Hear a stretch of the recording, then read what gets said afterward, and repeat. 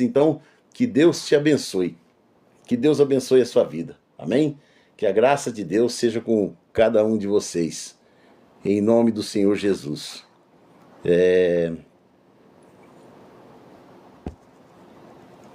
Então vamos lá, Marcos capítulo 14, no versículo 3, que diz: E estando ele em Betânia, assentado à mesa em casa de Simão o leproso, veio uma mulher que trazia um vaso de alabastro, com unguento de nardo puro, e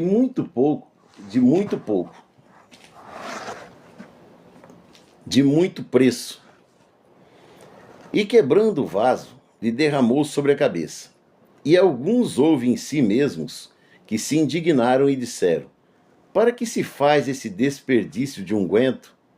Porque podia vender-se por mais de 300 dinheiros e dá-los aos pobres. E bramavam contra ela. Jesus, porém, disse: Deixai-a, para que molestais? Ela fez-me boa obra, porque sempre tendes os pobres convosco, e podeis-lhe fazer o bem, quando quiserdes, mas a mim nem sempre me tendes. Esta fez o que podia. Antecipou-se a ungir o meu corpo para a sepultura. Em verdade eu vos digo que em todas as partes do mundo, onde este evangelho for pregado, também o que ela fez será contado para a sua memória. Amém? Glória a Deus por essa palavra, por isso que Deus quebrante o seu coração. Amém? Irmãos, o vaso de alabastro, né? Começando a falar aqui dessa mulher, quando nós ouvimos falar dessa passagem, essa mensagem aqui, nos vem à cabeça ali alguns elementos, né? E é impossível não falar dessa mulher, que era Maria. Não era Maria a mãe de Jesus, mas era Maria, irmã de Marta e de Lázaro, né? E é interessante dizer que Lázaro havia morrido há pouco tempo antes disso daqui, e Jesus tá me mandando regular aqui. E Jesus foi lá e ressuscitou Lázaro. Mas o interessante de falar desses ungüentos aqui, desse nardo, é que quando, naquela família lá, era tradição que quando morria alguém da família, então eles tinham já em casa preparado um nardo, né, puro. Um nardo não, um unguento para se passar na pessoa, né? Para preparar a pessoa para o enterro. Era tradição isso aqui lá, lá em Israel, lá no meio deste povo. Então, era uma coisa assim, estranho que Maria tivesse algo tão precioso, porque o preço desse nardo aqui, puro, a palavra diz que ele valia 300 dinheiros, que na verdade era 300 denários, que o denário era equivalente a um dia de serviço de uma pessoa. Então ela tinha que ter pelo menos 300 dias trabalhado para poder conseguir comprar o nardo. Só que o vaso de alabastro era uma outra coisa preciosa e cara também. Vasos de alabastro eram outra coisa muito cara. Ele era um vaso poroso. Inclusive tem uma curiosidade aqui para as jovens que por acaso estiver nos acompanhando, elas colocavam um pequeno, assim, como se fosse um colar, né? E colocavam uma pecinha de alabastro naquela corrente e usava aquilo talvez como assim, esse tipo de um pingente, porque ele era poroso e com um pouco de nardo. Então aquilo dali conseguia aquele cheiro ficar presente. Então ela estava cheirosa, elegante, né? Para poder sair, vamos dizer, para paquera, para tentar convencer um pretendente, né? Isso é só uma curiosidade que não vem ao caso. Mas aquele vaso, ele era feito de uma pedra macia, e o vaso em si era um símbolo de pureza, de valor, de entrega e de sacrifício. Esse era o significado do vaso, né? E aí nós temos o nardo. O nardo era caro, como nós ouvimos aqui, né? O nardo era equivalente a 300 dias de trabalho de uma pessoa que ganhava, vamos dizer aqui, aquele salário base, a maioria das pessoas no lugar, como se hoje fosse o salário mínimo, você dividisse e você tivesse que trabalhar um ano todo para poder pagar esse nardo aqui que ela pegou e jogou, e era apenas um pouco de nardo, não era muito. Era um ano de trabalho para poder fazer isso daqui. E uma outra curiosidade é que esse nardo aqui, a origem dele é no Nepal, né? Ele era pego nas montanhas do Nepal, e além do Nepal, ele também poderia ser encontrado na Índia e na China, né? Eram os lugares onde se encontravam. Então, você imagina o sacrifício da pessoa ir lá colher aquilo, preparar, vender, os lugares que preparavam e fazia, né?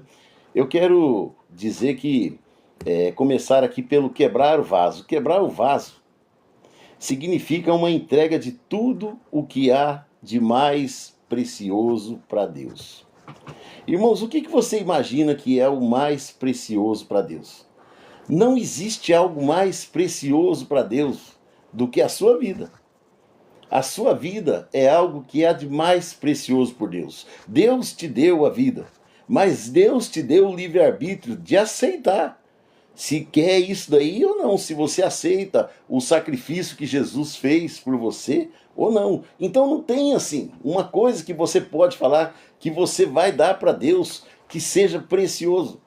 Hoje em dia nós temos visto assim em muitos lugares que têm feito-se trabalhos falados de evangelismo e tem se afastado muitas pessoas de igrejas por causa dessa unção de prosperidade, né? Que a igreja prega prosperidade. Você vem e você entrega tudo que você tem para Deus. Deus não está pedindo nada disso, porque Deus é o dono do ouro e da prata. Para que Deus vai chegar aqui e querer que você fique miserável, leve uma vida de miséria, entregando todos os seus bens, tudo aquilo que você conseguiu, para tentar agradar a Deus, para Deus te dar em dobro, para Deus te dar riquezas? O evangelho do Senhor não tem essa promessa, não fala disso daqui, irmãos. O que há de precioso para Jesus é você. Jesus, quando ele veio aqui na terra, ele veio para nos salvar. Ele não veio aqui para resgatar, para saquear as riquezas. Ele não veio para isso. Ele veio por causa da sua vida. Ele veio porque você é valioso. Ele veio porque você é valiosa para ele, meus irmãos. É você que ele veio buscar. É nós que ele veio resgatar. Só que Deus nos deu uma coisa chamada livre-arbítrio. Nós aceitamos o que ele está fazendo por nós, nós queremos, nós entregamos a nossa vida para ele, nós entendemos o sacrifício que ele fez, que foi por nós, e não foi por dinheiro. E hoje nós temos visto isso muito distorcido, infelizmente. Muitas pessoas têm saído das igrejas, muitas pessoas têm abandonado a Cristo, não é só as igrejas, mas muitas pessoas têm abandonado a Cristo, porque não têm suportado tantas campanhas, campanha para isso, campanha para aquilo. Aí você faz campanha de não sei quantos dias, campanha de não sei quantas semanas, de quantos meses, campanha de tudo quanto é coisa para você conseguir alcançar uma bênção, e nem você alcança aquela, automaticamente você já entrou em outra campanha e aquilo dali vai distorcendo, irmãos, e Cristo vai ficando para trás. A palavra de Deus vai ficando para trás. A palavra vai ficando perdida. A essência vai ficando perdida, quando na verdade o que traz mudança nas nossas vidas, o que verdadeiramente traz mudança para você, é o seu envolvimento com Jesus, é o seu envolvimento com a palavra de Deus. A palavra de Deus transforma, ela esmiuça, ela quebra. Se você entrar na presença do Senhor e não sentir que aquela palavra transforma a sua vida, então, irmãos, nós estamos fazendo qualquer outra coisa errada e não entrando na presença de Deus. Então, o quebrar o vaso aqui significava a entrega de tudo que era de mais precioso para Deus. Esse vaso aqui, aqui simbolizava, nesse tempo, que simbolizava Cristo, como simboliza até hoje. Mas trazendo para os nossos dias atuais aqui, eu quero mostrar um pouco para você que esse vaso significa você. Você é o vaso, como eu, que tive uma experiência aqui, e vou te contar o que significa também, o sentido do vaso como sendo nós. O vaso também simboliza a fragilidade da vida humana diante de Deus. E por que o vaso significa fragilidade da vida humana diante de Deus? Porque o vaso quebra, irmãos. O vaso era de barro. Então o vaso sendo de barro, ele caindo, ele quebra. E é interessante dizer que esses vasos aqui, além deles que eles eram valiosos, ele era feito de barro. E ele era selado, ou seja, ele era vedado. Ele não tinha abertura, né? Mesmo que tinha, ele tinha sido vedado. Então, para revelar a essência do que estava dentro daquele vaso, o perfume que estava ali dentro, ele era quebrado. Literalmente, ele era quebrado para revelar o que tinha ali dentro. Quando eles iam ungir aquele defunto, no caso, a pessoa, ele era quebrado e aquele óleo era despejado da cabeça aos pés. Era esse aqui o significado. Então, o vaso, ele era frágil. Ele simboliza a fragilidade humana diante de Deus. No ano de 2010, quando eu estava preparando essa mensagem, que não era exatamente essa aqui que eu estou lendo hoje, era um outro esboço que eu ia pregar numa determinada igreja, e eu fiquei maravilhado com o que Deus me deu, com os estudos, né, de descobrir de onde vinha o nardo, das montanhas, do Nepal, e descobrir que o vaso era valioso, e no caso esse da Maria tinha ranhuras. A gente vai lendo, vai buscando, vai pesquisando nas histórias, em livros, a gente vai se envolvendo com a palavra de Deus, nós ficamos maravilhados, ficamos encantados, e aí começamos a descobrir coisas, e começamos a ouvir do Espírito Santo de Deus, que vai nos dando ensinamento, que vai nos dando entendimento, porque quando você se envolve com Deus, Deus vai te dando entendimento da palavra dele. Então é algo maravilhoso, é algo que traz uma unção, uma paz, algo incrível na nossa vida, no nosso coração. Então, eu preparando essa mensagem durante o dia, eu estava já satisfeito com o que eu tinha ouvido de Deus, eu estava contente com o que eu havia aprendido, e aí eu tive que sair, né? Eu tive que sair para ir à rua fazer alguma coisa que eu já não me lembro o que era, e em seguida eu já fui no posto colocar gasolina no carro. E quando eu estava lá no posto colocando gasolina, eu tinha chegado lá maravilhado com a mensagem que tinha lido, com o que tinha preparado, com o que tinha descoberto, com o que Deus tinha me mostrado, tinha revelado, né, através da palavra que eu ia levar, que nem seria naquele dia, no outro dia, mas eu já estava com o texto preparado, montado. Tinha vezes que sofria porque você conseguia uma mensagem praticamente em cima da hora, você buscava, orava, parece que é tão simples você ministrar a palavra de Deus, mas não é. Precisa de preparo, precisa de estudo, você precisa de tempo de oração, você precisa saber o que Deus quer que você leve naquele dia, como hoje, por exemplo. Parece que é simples vir trazer a palavra aqui, mas não, eu não sei quem vai estar do outro lado, eu não sei quem vai estar ouvindo, eu não sei para quem vai ser útil. Eu sei que para mim é útil, porque ela passa primeiro através de mim, mas eu não sei para as outras pessoas quem é que vai estar ouvindo e o que a pessoa vai estar precisando. Então nós precisamos orar e colocar na presença de Deus. Por quê? Porque Deus sabe quem é que está aí do outro lado. Deus sabe quem é que precisa ouvir. Deus sabe o que você está precisando. Ele sabe, o Espírito Santo de Deus sabe quem é que precisa e vai falar aquilo que você precisa na medida que você quer. Não importa o tempo que eu fique aqui. As pessoas que entrarem aqui vai ouvir a parte que elas precisam, que seja uma pessoa, que seja duas pessoas. Amém, irmão? Que Deus preparou, seja para ela ouvir isso daqui. Então, quando eu parei no posto de gasolina para colocar o combustível, coloquei o combustível ali no posto e fui sair, veio um carro que na verdade era da cidade de Barbosa e me fechou, simplesmente quando eu já tinha saído, estava direito saindo, me jogando para fora. E eu fiquei, irmãos, furioso. Essa é a palavra, não tem outra palavra.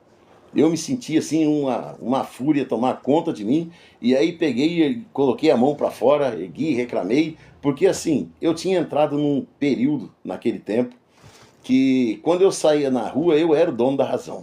Eu saía num trânsito para dirigir, eu era o dono da razão. Parece que eu me transformava quando eu pegava um carro, uma moto para sair no trânsito. Tava todo mundo errado, só eu que estava certo.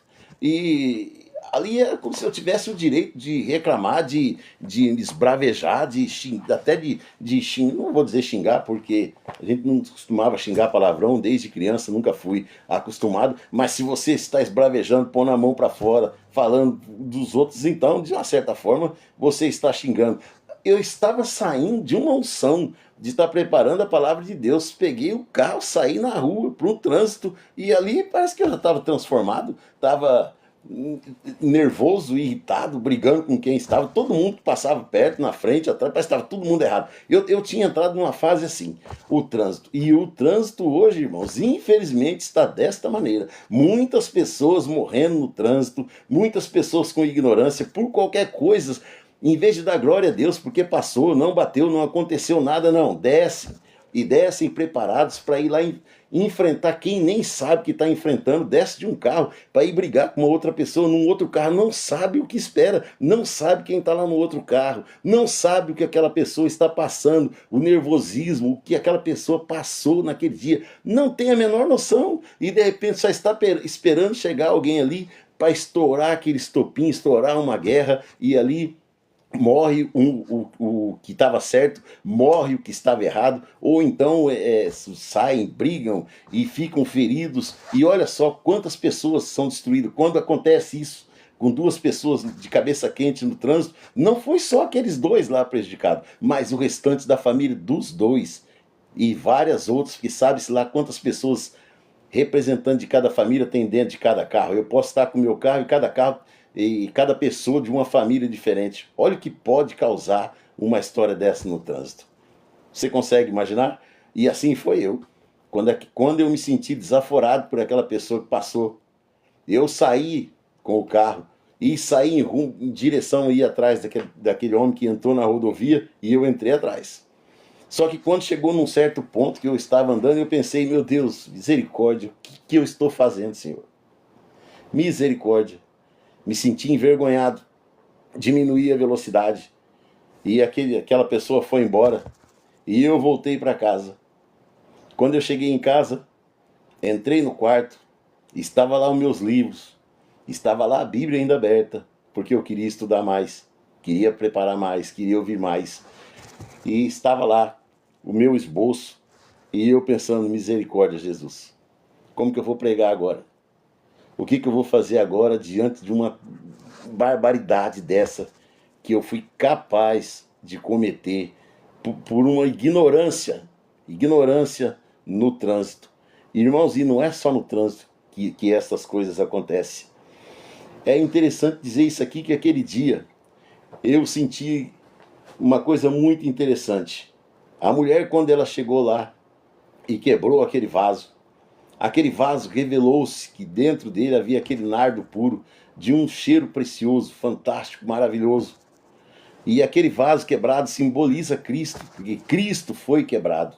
Cristo foi crucificado por nós na cruz do Calvário. E Cristo, quanto mais moído ele foi, quanto mais esmagado ele foi crucificado. E no Salmo 22 diz que, quando o salmista olhou ali, falou assim, Jesus dizendo no Salmo, eu fui, todos os ossos meus, os ossos deles, podia ser vista a olho nu, e ele não esbravejou, ele não xingou, mas ele revelou que verdadeiramente ele era um nardo puro, a essência dele era pura, ele não teve nenhum contrito, ele não amaldiçoou os que fizeram aquilo com ele, ele verdadeiramente Jesus era um nardo puro. E o dia que eu fui um pouquinho hostilizado, vamos dizer, um pouquinho exprimido, nem cheguei a ser exprimido, não houve uma batida, não aconteceu nada. O que foi que eu revelei naquele dia que estava ali? Irmãos, imagina eu como esse vaso de alabastro, que cheiro que chegou diante das narinas de Deus naquele dia.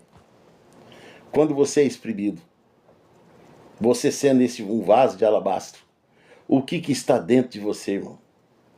O que está dentro de você, minha irmã? Quando você é exprimida, quando você é contrariado, né? Quando não concordam com você, quando você acha que tem razão em alguma coisa e alguém te faz uma ofensa, que depois, quando você pensa friamente, nem foi isso, nem chegou a ser daquela maneira, né? Que é mais ofendido do que foi Cristo. Se tu é Deus, desce daí da cruz. Se tu é filho de Deus, desce dessa cruz aí. Desce dessa cruz aí, nós vamos crer em você. Desce daí. E colocaram vinagre na boca dele ao invés de água, né? E passaram vinagre ali nas feridas. né? Zombaram dele o tempo inteiro, e em momento nenhum ele deixou de revelar que ele era um nardo puro, que ele era um vaso de alabastro nobre. Ele não deixou de revelar a essência dele. Eu cheguei em casa humilhado esse dia. E eu disse, não tenho mais condições de pregar. O que eu aprontei hoje, né, não justifica o lugar que eu estou ocupando, algo que eu vou fazer. Né? E eu orei muito e chorei muito nos pés de Deus. E aí continuei lendo a palavra, porque Deus nos consola, irmão. Você lê a palavra, você se envolve com Cristo, Cristo te consola. O que nós temos que voltar, irmão, é a essência do Evangelho. Como eu estava dizendo, não é as campanhas, sabe? Não é as teologias de prosperidade nos lugares onde tem dinheiro. Porque eu não vejo ninguém fazendo teologia de prosperidade lá no Nordeste, onde está sendo entregado o osso, está se formando filas para se pegar osso. Não vejo ninguém lá fazer. Levar a teologia da prosperidade no lugar daquele lá que está na miséria. Em lugares de pessoas que não têm o que comer. Né? Ou outros fazendo curas apenas dentro de igrejas. Né? É tantas pessoas com unção de cura, mas é só ali dentro da igreja, num lugar ali combinado. Eu não vejo pessoas com essa unção de cura dentro dos hospitais e nos lugares miseráveis, onde tem tantas pessoas abandonadas, aflitas. Ninguém vai nesses lugares usar o talento que Deus deu, mas apenas nos lugares onde tem alguma coisa para se tirar proveito. Né? Então, voltando aqui para nossas histórias, as 5 lições aqui que eu quero compartilhar contigo, que da parte de Deus aqui, que eu entendo. Jesus, ele é especialista nas piores pessoas da sociedade. Quando eu li esse texto para você aqui de Marcos aqui, nós vimos aqui que Maria chegou e ela entrou na casa de um judeu. Maria, ela estava se sentindo a pior pessoa do mundo, como eu me senti no dia dessa história que eu te contei do trânsito. Maria estava se sentindo a pior pessoa da sociedade. Ela estava em pecado, ela tinha cometido pecados, ela estava em falha. Deus sabe o que estava no coração da Maria, Deus sabe o que tinha acontecido com aquela mulher, só Deus sabe. E ela estava se sentindo tão culpada. Ela era rejeitada para entrar na casa daquele homem, porque aquele homem era um judeu e ele era leproso, ele era outra pessoa péssima na sociedade, mas ele era arrogante, ele era soberbo, ele não aceitava. Ele estava ali tramando a morte de Jesus com os outros convidados que ele tinha lá. Eles estavam lá tramando a morte de Jesus. Eles estavam ali para isso, para tramar a morte de Jesus, e queria deixar para matar Jesus ali na época da Páscoa. Coisa que nós sabemos que aconteceu. E aquele homem, ele era leproso, ou seja, ele era impuro, ele era imundo. Mas Jesus foi na casa dele.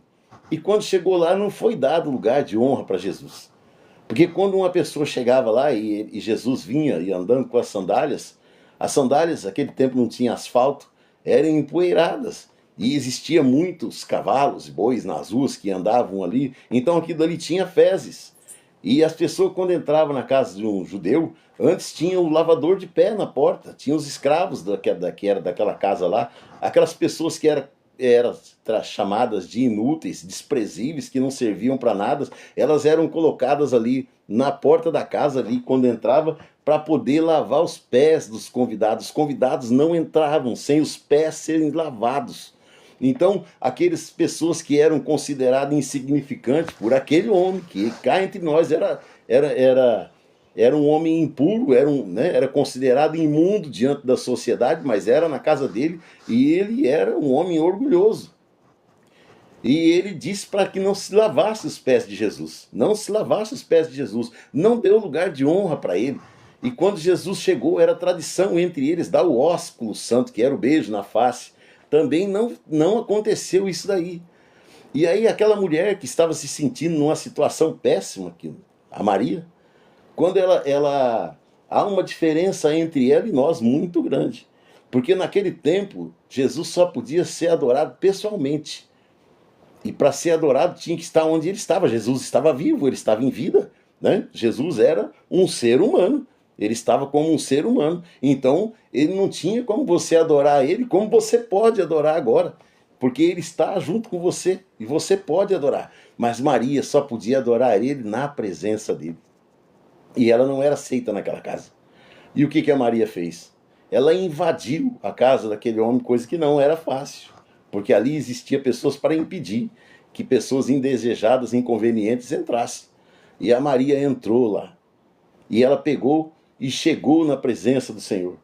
Quebrou aquele vaso, que sabe Deus o quanto que ela se esforçou e trabalhou para ter aquilo dali. Ela guardou para um momento especial. E nós sabemos que, como eu comentei, o irmão dela havia morrido há pouco tempo atrás. E ela tinha aquele tesouro na casa dela, porque ela queria um momento especial. Ela queria para uma unção muito mais especial, segundo ela. E realmente era. E ela entrou na casa daquele homem. Ela quebrou aquele vaso. E ela jogou aquele nardo puro na cabeça de Jesus. E aquilo desceu para os pés. E ela lavou os pés de Jesus, esfregando com o cabelo dela. Ela adorou Jesus. E aqueles que estavam ali diziam: para que essa mulher está fazendo isso? Um absurdo desse daí.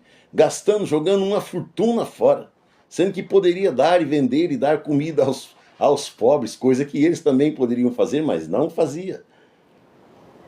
Você, quando vai buscar a presença de Deus, seja lá o que você está fazendo, irmãos, você vai ser criticado. Vai ser criticado. O que você faz que chama atenção, quer seja qualquer coisa que seja, você vai ter críticos à sua volta. Você vai ter pessoas te observando. Você vai ter gente te olhando. Ter gente querendo acabar com você. As pessoas são, infelizmente, são desta forma.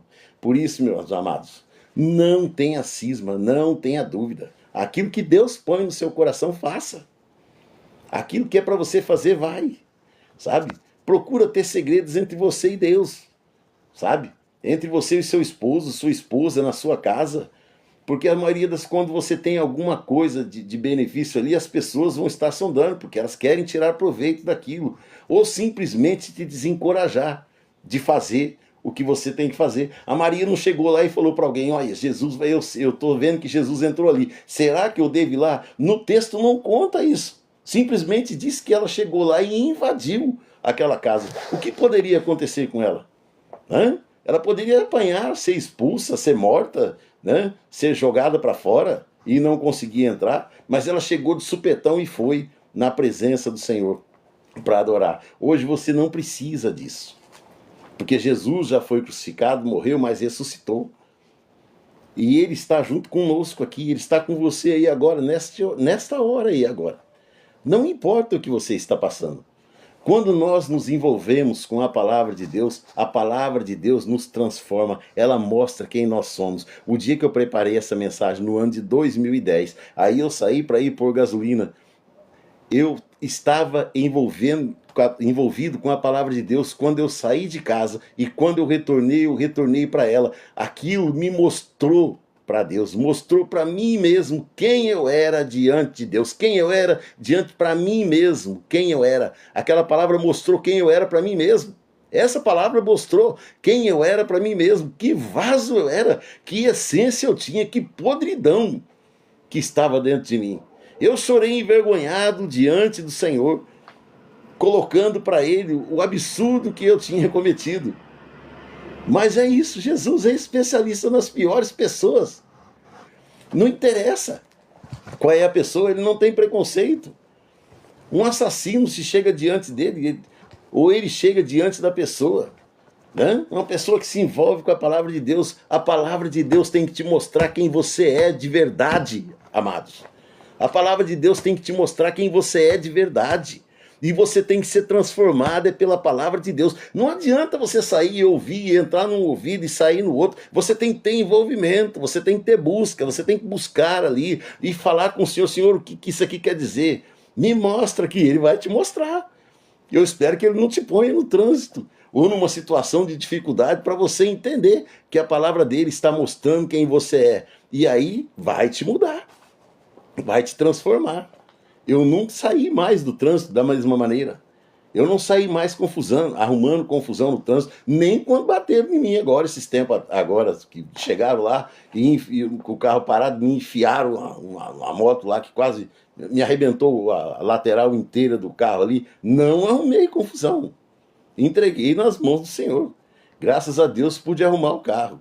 E não vou receber, né? Mas não arrumei confusão. Eu consegui viver uma situação muito pior do que foi aquela que eu vivi naquele dia, que não aconteceu nada, e consegui entregar nas mãos do Senhor, sem eu ter que me sentir aquele vaso de alabastro quebrado de novo, como eu fiz aquele dia que eu fui pôr gasolina.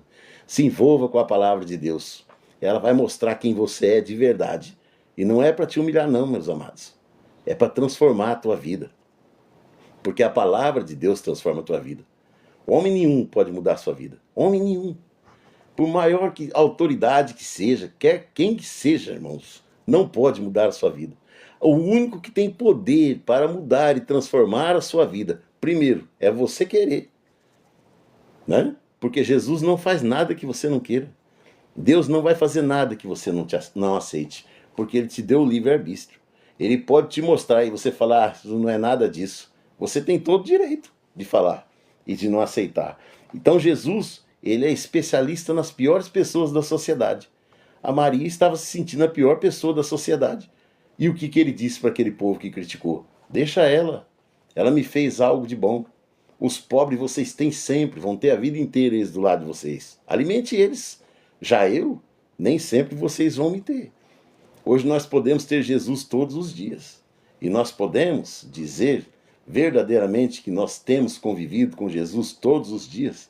A nossa vida, o nosso dia a dia mostra isso. Esse mundo que nós estamos vivendo hoje, irmãos, está melhorando ou está piorando? Nós não estamos caminhando por um caos, irmãos. Se nós estivéssemos, a sociedade toda estivesse vivendo com Jesus, nós estaríamos caminhando para o caos ou nós estaríamos caminhando para a glória, para o paraíso? Então mostra o envolvimento que a sociedade tem com Deus hoje. É quase nenhum, irmãos. Não tem quase que envolvimento nenhum, porque senão não estaria o mundo. O mundo não é a cidade, uma cidade, um país, é o mundo, está caminhando para o caos. As guerras estão armadas por todos os cantos. Os reinos estão divididos. As pessoas estão cegas. Estão lutando por coisas que não têm valor. Né? Estão buscando, cada dia estão piorando e cometendo atrocidades. Eu imagino Deus olhando do céu hoje, nós estamos pior do que estava Sodoma e Gomorra. Sabe? Mesmo o reino de Deus estando entre nós, estando conosco, estando em nós, o mundo caminha para o caos. Isso mostra um envolvimento de cada um de nós com Deus. Porque se nós estivéssemos nesse envolvimento com Deus, as vidas estavam sendo transformadas verdadeiramente. Muitas pessoas estão na religiosidade, e religiosidade não salva ninguém. Aqui em Coríntios, no capítulo 3,15, fala que as obras da religiosidade vai ser provada no fogo, como todas as demais obras que nós fizemos na nossa vida. Aquilo que nós fazemos para Deus por religiosidade vai ser queimado, não vai sobrar nada. Mas aquilo que nós fazemos de coração, aquilo que nós amamos de verdade a Deus, que nós buscamos em Deus verdadeiramente, isso vai ser provado no fogo e vai ser como um nardo puro. Vai ser como um nardo puro. A segunda lição aqui, ofereça o seu melhor para Jesus. Qual é o seu melhor para Jesus, irmãos? Não, irmão, não é você levar tudo lá e largar lá no altar, não é você chegar lá e entregar tudo que você tem e viver na miséria, não. A melhor coisa que você pode oferecer para Deus é você. E o que é valioso para Deus? O que é mais valioso para você, para Deus, é você. O mundo inteiro em dinheiro não vale a sua vida. E Jesus pagou um preço por ela de sangue. E entregou nas suas mãos isso daí para você de graça. Você faz dela o que você quiser, porque você tem livre-arbítrio. Aí nós temos mania de errar e colocar a culpa de falar que Deus é culpado, que Deus não faz, porque Deus podia impedir isso, porque Deus podia fazer aquilo. Ele fez a parte dele. É nós que não estamos fazendo a nossa. Então o que há de valioso O que há de valioso para Deus é a sua vida, é o seu tempo. Tempo para Deus é valioso. Que tempo? O tempo que você dedica a Ele, o tempo que você se envolve com Ele. Você quer estar com Deus lá em cima? Você quer estar com Deus na glória? Você tem que estar com Ele e querer estar com Ele aqui. É estando com Ele aqui que você vai caminhar para estar com Ele lá. Você não vai chegar lá como um estranho indiferente, chegar lá e falar, nossa, mas que coisa incrível, que lugar incrível, né? Fala, nossa, Deus, é Deus aquele dali, Deus está aqui, né? E Deus fala assim, olha, fulano, nunca tinha visto ele, e agora ele está chegando aqui. Não, irmãos, o seu tempo é precioso. Dedique tempo a Deus, sabe? Comece a dedicar tempo a Deus. É o melhor que você pode dar para Deus é sua vida.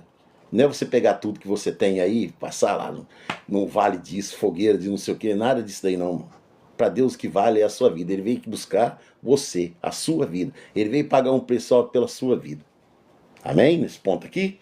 O terceiro aqui. Deus, ele vê os nossos corações. Quando Jesus entrou naquela casa lá, ele sabia quem era aquele homem. Ele sabia quem era aquele homem que estava recebendo ele lá.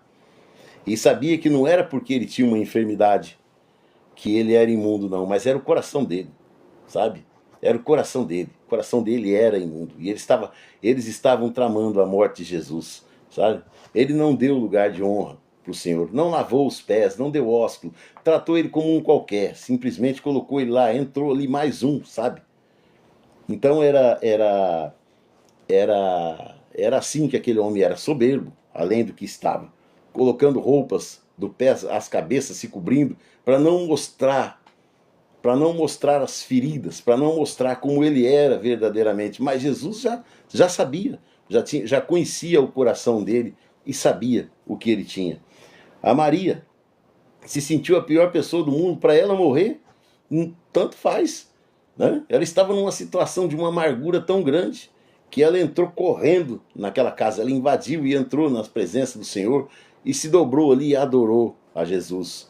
E lavou os pés dele, ungiu os pés dele, com o seu cabelo ela lavou os pés dele. Então, Deus vê aos corações. Deus sabia o que estava no coração daquela mulher. Deus sabia. Jesus sabia o que estava no coração dela. Deus sabe o que está no teu coração. Deus sabe das suas aflições, dos teus sofrimentos. Deus sabe. Ele sabe das coisas que estão acontecendo com você. Compartilha com Ele, porque Ele quer te ajudar. Só Ele pode te ajudar. Só Ele pode te tirar dessa depressão. Só Ele pode te tirar, pessoal. Você que está aí nessa depressão terrível, você que está nessa angústia, só Ele pode te tirar, porque Ele conhece o teu coração, aleluia. Ele pode te transformar, Ele pode mudar a sua vida, Ele pode mudar a história. Você que está aí se sentindo leproso, você que está aí se sentindo enfermo, que Jesus pode mudar a sua história.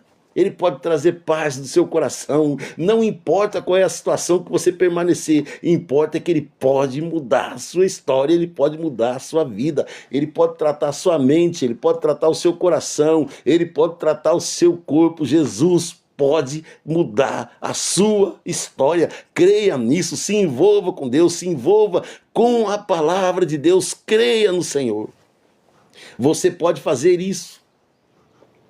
Você não precisa de intermediários, não, amado. Você pode entrar na presença de Deus aí agora, onde você está. Ele está aí junto com você agora. Você está ouvindo essa mensagem, você está participando, Ele está aí junto com você agora. Ele pode mudar a tua história agora, como mudou a história daquele homem. Ele curou aquele leproso e Ele mandou Maria se levantar e andar, porque ela já estava salva, porque ela estava curada. Ele pode dizer a mesma coisa, ele diz a mesma coisa para você hoje. Acredite, se envolva com o Senhor, acredite. Deus te põe de pé. Ele te ama de uma forma que você não consegue imaginar. Não interessa a sua situação, não importa o que você tenha feito. Ele pode e muda a sua história. Se envolva com o Senhor. No quarto ponto que eu coloquei aqui das lições aqui, não permita que ninguém te impeça de adorar. E eu quero dizer para você aqui os efeitos da adoração. Quando eu falei para você que o nardo simbolizava riqueza, né? Valor. O nardo também era usado na medicina. O nardo é usado na medicina, ele tem uma origem anti-inflamatória. Ele tem origem fungicida. E ele é sedativo, tanto para o corpo quanto para o sistema respiratório. Então, quando aquela mulher ungiu Jesus, Jesus foi para a crucificação, aquela mulher já tinha aplicado nele um anti-inflamatório, sedativo. Olha só, ele sofreu dores horríveis. Ele sofreu, ele foi rasgado, dilacerado, mas ele, aquele nardo que usado na medicina, que foi usado na medicina, não para Jesus, mas o nardo que é usado, o nardo que foi usado, né? Ele tem esse poder de, vou repetir aqui para você não se esquecer, é usado na medicina como anti-inflamatório, como fungicida, que combate fungos, né? Como sedativo. Então, quando você adora a Deus, quando você busca a presença de Deus, quando você ora, você não sente paz.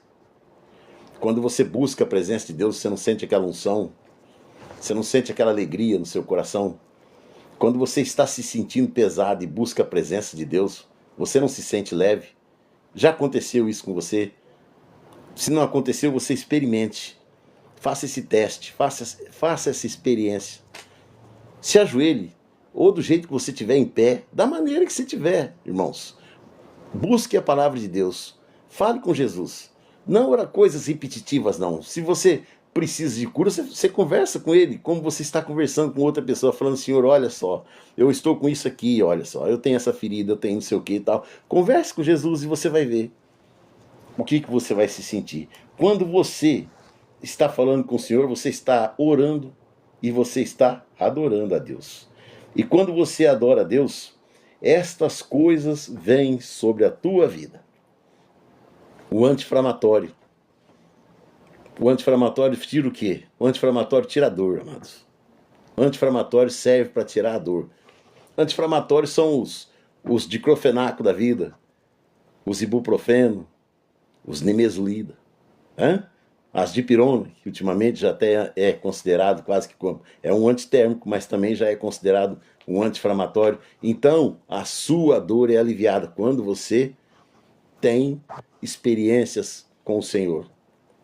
Quando você entra na presença de Deus, quando você ora, quando você adora a Deus, vem um anti-inflamatório ali que te alivia imediatamente a dor. Você sai da presença de Deus transformado em outra pessoa, porque o anti-inflamatório veio. O nardo também é um fungicida. Fungicida faz o quê? Ele cura. Cura os fungos, cura a lepra, cura as feridas, né? É um poder de cura que está sendo liberado por Deus através da sua vida para aquilo que você precisa, seja na área física ou na área espiritual. É um poder medicinal que esse nardo tem. E é algo que é derramado por Deus sobre você quando você busca a presença dele, porque Jesus, na essência dele, é um nardo puro. Como nós vimos aqui quando foi quebrado o vaso de alabastro. O vaso foi quebrado, mas o vaso ressuscitou, que foi Jesus. O de barro não, irmãos. O de barro continuou quebrado. Mas Jesus, como vaso de alabastro, nosso vaso de alabastro, ele ressuscitou. E ele foi glorificado. Ele ascendeu aos céus, muito mais poderoso do que os milagres que ele fez aqui na terra. Ele é muito mais poderoso após a ascensão dele do que o poder que ele teve aqui na terra.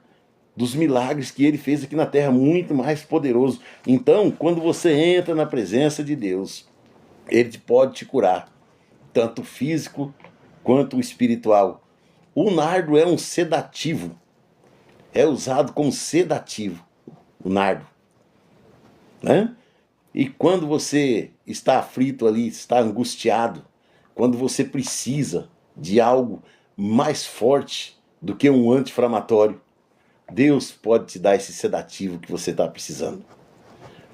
Tem pessoas sofrendo porque outras partiram e elas ficaram. Não consegue superar a perda de uma outra pessoa. Seja de um pai, de uma mãe, de um filho, de um irmão. Irmãos, eu sei, isso é terrível. Terrível, terrível. E para isso um anti-inflamatório é pouco, amado. Nós precisamos de um sedativo, mas o sedativo que nós precisamos não é esses que nós compramos em farmácia, não. É o sedativo que vem do céu. É o acalanto. É o acariciar de Deus nas nossas vidas, fazendo nós entender que nós nascemos só e que só nós vamos partir. Eu acho que não tem uma dor maior do que se perder uma pessoa, uma mãe perder um filho. Imagina que situação. Pessoas que se amam, quando se afastam, se perdem. Quantos casais que quando um morre, irmão, o outro vai junto, né? Um morre, o outro vai. Não tem nada e de repente vai, porque não consegue superar a dor, né? Mas Deus tem propósito nas nossas vidas enquanto nós estamos aqui. Não abra mão da sua vida, não, amados. Não abra mão da sua vida. Não abra mão da sua família. Não abra mão das suas coisas. Não deixe se abater. Não deixe entrar em depressão. Não se deixe entrar em depressão. Se envolva com o Senhor e fala: Senhor, eu preciso desse sedativo, desse nardo puro que o Senhor pode me dar. E no quinto ponto aqui, Deus não se importa com o que pensam de você. Ele vai se aproximar de você, não se importa. Importa é você com ele. É que o que você diz para ele, é o que você é para ele. Ele sabe do teu coração. As pessoas te julgam, principalmente se você brilhar, ou se você quiser fazer alguma coisa. Às vezes só por você sorrir, ser feliz, irmãos, as pessoas te julgam. Elas te invejam. Quem tem brilho é perseguido. E às vezes o brilho não quer dizer que a pessoa é rica, é importante. Não, não, irmãos.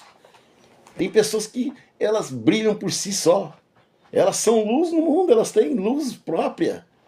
E essas pessoas são invejadas, são atacadas, sabe? Então Deus não importa quem você é. Deus não se importa com o que pensam de você. Ele não se importa. Então que você não se importe também. Importe com o que Deus pensa de você.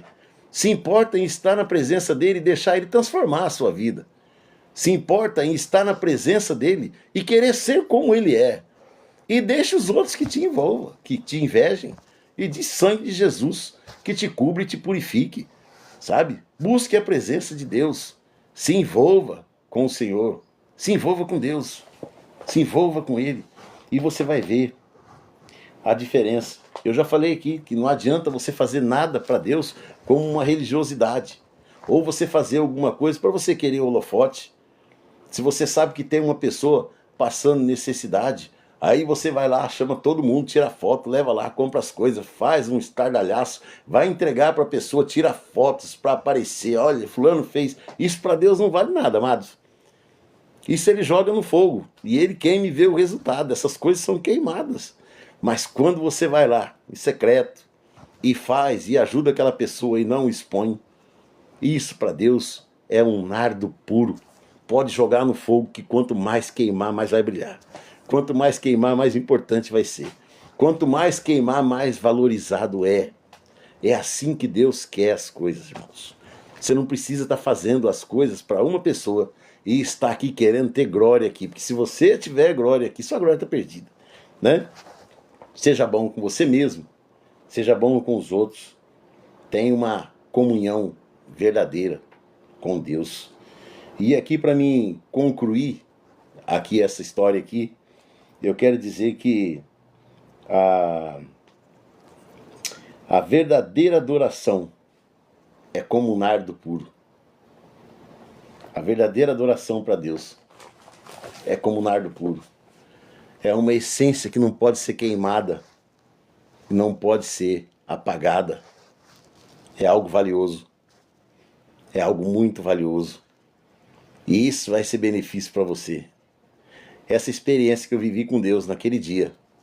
E a palavra de Deus mostrar exatamente quem eu era, porque às vezes nós temos conceitos de nós mesmos, irmãos. Às vezes nós achamos que nós somos pessoas boas, mas quando nós somos confrontados pela palavra de Deus, ela revela quem nós somos.